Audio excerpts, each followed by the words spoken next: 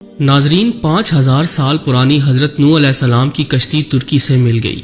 اندر سے ایسا کیا نکلا کہ جسے دیکھ کر ہر کوئی حیران رہ گیا۔ سوال یہ بھی ہے کہ ترکی کے صدر رجب طیب اردوغان نے اس کشتی کو دنیا سے چھپا کر کیوں رکھا؟ آج کی اس قیمتی ویڈیو میں ہم آپ کو کشتی نوح سے متعلق حیران کن حقائق بتلانے جا رہے ہیں، لہٰذا ویڈیو کو شروع سے لے کر آخر تک ضرور دیکھیے گا، اور اگر آپ چینل پر نئے ہیں تو اسے سبسکرائب بھی کر لیجئے۔ تو آئیے چل کر شروع کرتے ہیں۔ دوستو، قرآن مجید میں اللہ تعالیٰ نے جن قوموں کا تذکرہ کیا ہے، ان کے آثار آج بھی دنیا میں موجود ہیں۔ ان قوموں کو اللہ تعالیٰ نے ان کی نافرمانیوں، خدا تعالیٰ کی ذات سے انکار، رسولوں، نبیوں اور ان کے ماننے والوں پر ظلم و ستم کی انتہا کر دینے پر سخت سزائیں یعنی عذاب دیے، اور قرآن میں ہم مسلمانوں کی عبرت اور رہنمائی کے لیے ان کا تذکرہ کیا۔ حضرت نوح علیہ السلام کو ثانی آدم بھی کہا جاتا ہے، کیونکہ آپ کے خاندان کے افراد اور اللہ کے حکم سے تیار کی گئی کشتی میں سوار جانوروں کے علاوہ ہر شے پانی میں غرق کر دی گئی تھی۔ حضرت نوح علیہ السلام کی کشتی پر 8 افراد سوار تھے۔ حضرت نوح علیہ السلام، آپ کی اہلیہ، 3 بیٹے اور بہویں، باقی مختلف اقسام کے جانوروں کی جوڑیاں تھیں۔ نوح علیہ السلام کا واقعہ سابقہ آسمانی کتابوں تورات، زبور اور انجیل میں بھی ملتا ہے۔ ایک عرصے سے سائنسدان حضرت نوح علیہ السلام کی کشتی کی تلاش میں تھے۔ غیر مسلم سائنسدان یہ سوال کرتے کہ اگر طوفان نوح آیا اور حضرت نوح علیہ السلام چند انسانوں اور دنیا کے تمام تر جانوروں کے جوڑے لے کر دیو ہیکل کشتی میں سوار ہوئے اور پانی کے بدترین عذاب سے بچ گئے، تو آخر وہ کشتی کہاں گئی جن میں ان سب مخلوقات نے سفر کیا؟ حال ہی میں چین کے عیسائی مبلغین اور سائنسدانوں کی ایک تحقیقاتی ٹیم نے کئی ماہ پر مشتمل اپنی تحقیق کے اختتام کا اعلان کرتے ہوئے دعویٰ کیا تھا کہ انہوں نے حضرت نوح علیہ السلام کی تاریخی کشتی کو تلاش کر لیا ہے۔ یہ کشتی مشرقی ترکی میں واقع کوہ ارارات پر ملی، جس کی چوٹی کی بلندی 12,000 فٹ ہے۔ ماہرین کی ٹیم کا کہنا تھا کہ اس کشتی کی 3 منزلیں ہیں۔ یہ کشتی کئی میٹر برف کے نیچے دبی ہوئی ہے۔ گزشتہ 200 برسوں سے 1 درجن سے زیادہ ٹیمیں حضرت نوح علیہ السلام کی کشتی کو تلاش کر رہی تھیں، جن کے بارے میں قرآن پاک میں آتا ہے کہ وہ جودی نامی پہاڑی کی چوٹی سے ٹکرا کر رک گئی تھی۔ ناظرین، چین کے ماہرین کی اس رپورٹ کو امریکی سائنسدانوں نے ماننے سے انکار کر دیا۔ ان کا کہنا ہے کہ کشتی کی لکڑی کے نمونے جو فرانسک جانچ کے لیے بھیجے گئے تھے وہ اتنے پرانے نہیں ہیں کہ ان کے بارے میں وثوق سے کہا جا سکے کہ یہ حضرت نوح علیہ السلام کے دور کی کشتی ہے، جبکہ چینی ماہرین کی ٹیم کا دعویٰ ہے کہ وہ 99% یقین رکھتے ہیں کہ یہ وہی کشتی ہے جو حضرت نوح علیہ السلام نے 4800 سال قبل اللہ کے حکم سے بنائی تھی۔ ماہرین کا کہنا ہے کہ اس کشتی کی 3 منزلیں ہیں اور اس میں کئی بڑے بڑے کمرے بھی ہیں، اور ان کمروں میں لکڑی کے ستون ہیں۔ عرب اخبارات نے بھی اس ضمن میں سوال اٹھائے تھے کہ کیا واقعی یہ حضرت نوح علیہ السلام کی کشتی ہے؟ عرب اخبارات نے لکھا کہ چینی اور ترک عیسائی ماہرین نے اپنی تحقیق کے لیے قرآن کریم کی ان آیات کا بھی مطالعہ کیا تھا جس میں کشتی کے سفر کو بیان کیا گیا۔ ماہرین کا کہنا ہے کہ کشتی کے ٹھہرنے کے جس مقام کی نشاندہی کی گئی وہ سائنسدانوں کو کوہ ارارات کی طرف لے جاتی ہے۔ گزشتہ 20 برسوں میں کئی سائنسدانوں نے کوہ ارارات کا دورہ کیا۔ ان میں سے کچھ ایک نے پہاڑی پر بنی کشتی کی شکل کی چٹان کو ہی حضرت نوح علیہ السلام کی کشتی قرار دے دیا، لیکن چینی اور ترک ماہرین نے پہاڑ کے اس برفیلے مقام پر تحقیقات کی جہاں درجہ حرارت -60 ڈگری ہوتا ہے، اور پہاڑ کے جس حصے میں کشتی کی باقیات دریافت کی گئی وہ انتہائی ڈھلوان اور خطرناک ہے۔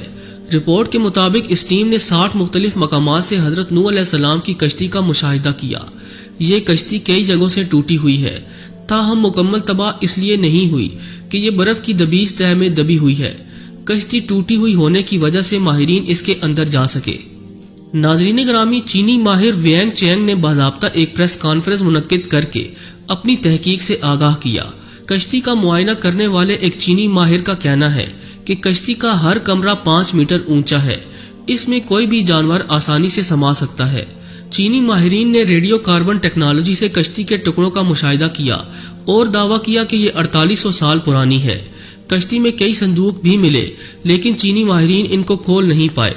ماہرین ایک مرتبہ پھر سے جدید آلات اور ایکس رے مشینوں کے ذریعے کوہ ارارات کا تفصیلی دورہ کرنے والے ہیں تاکہ تمام رازوں سے پردہ ہٹانے کے علاوہ امریکی سائنسدانوں کے سوالات کا جواب دے سکیں۔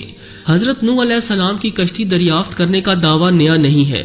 دوسری جنگ عظیم میں لیونارڈ نامی برطانوی فوجی لڑائی میں حصہ لینے عراق گیا تھا۔